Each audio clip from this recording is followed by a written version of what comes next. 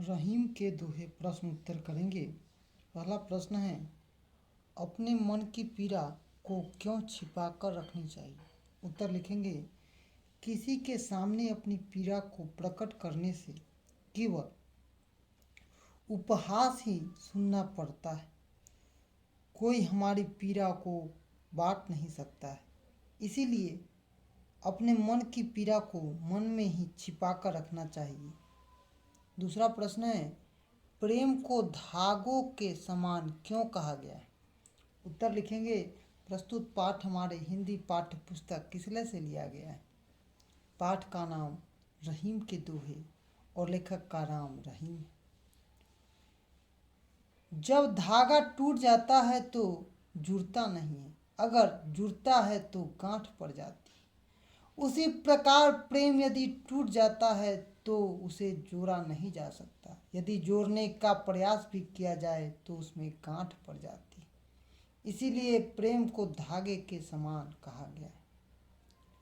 तीसरा प्रश्न है, किसी से कुछ मांगने से कर्म को कैसे बताया गया और क्यों।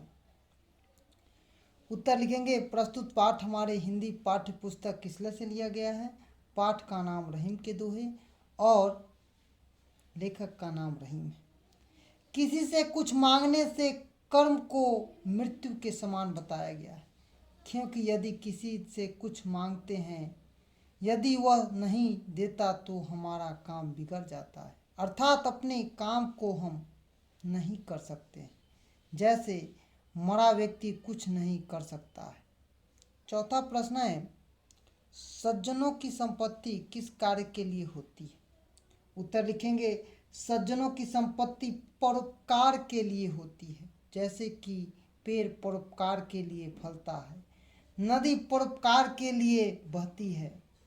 पांचवा प्रश्न है, रहीमन के कुछ सूक्तियाँ नीचे दिए गए हैं। पाठ के आधार पर उन उदाहरणों का लिखे जो उनके सूक्ति के प्रमाण को रूप प्रस्तुत करता है। क, अच्छे लोगों पर बुरे लोगों की संगति का बुरा प्रभाव नहीं पड़ता। उत्तर लिखेंगे, जो रहीमन उत्तम प्रकृति का कर सकल कुसंग, चंदन विष व्यापत नहीं, लपटे रहत भुजंग कबीरा, लपटे रहत भुजंग। दूसरा है, भले लोग सज्जन लोग परोपकार के कार्य पर खर्च करते हैं। उत्तर लिखेंगे, तरुवर फल नहीं खात है, शरवर पियत न पान, कहीं रहीम पर काज हित, संपत्ति होवत सुजान। ग है, हमें बड़े छोटे सभी का सम्मान करना चाहिए। तो लिखेंगे, रहीमन देखी बरेन को, लधु नदी जय डारी, जहाँ काम आवे सुई, वहाँ करे तलवारी। घ है, दूसरों का भला करने वाले को अपने आप भला हो जाता है।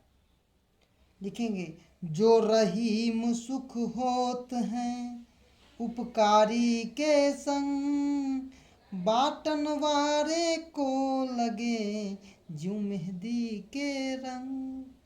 अंगा है, हमें किस कार्य के लिए अत्यधिक व्याकुल नहीं होना चाहिए। तो उत्तर लिखेंगे, कारज धीरे होत हैं, काहे होत अधीर, समय पाई तरुवर फले, केतक सींचे नीर। केतक सींचे नीर।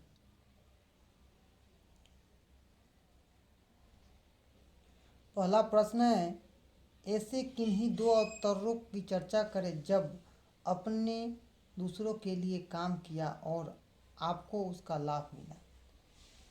मैं अपने घर पर कुछ साथियों को बुलाकर कुछ प्रश्न पूछते थे जो याद हो। ऐसा करने से हमारे छात्र और मित्र, मैं केवल दूसरों की तैयारी से परखने में समय बिताता हूँ, लेकिन जितने प्रश्न मैं पूछता और वे उत्तर देते वह सब मुझे समझ में आ जाता था और इसी परीक्षा से प्रथम स्थान प्राप्त किया।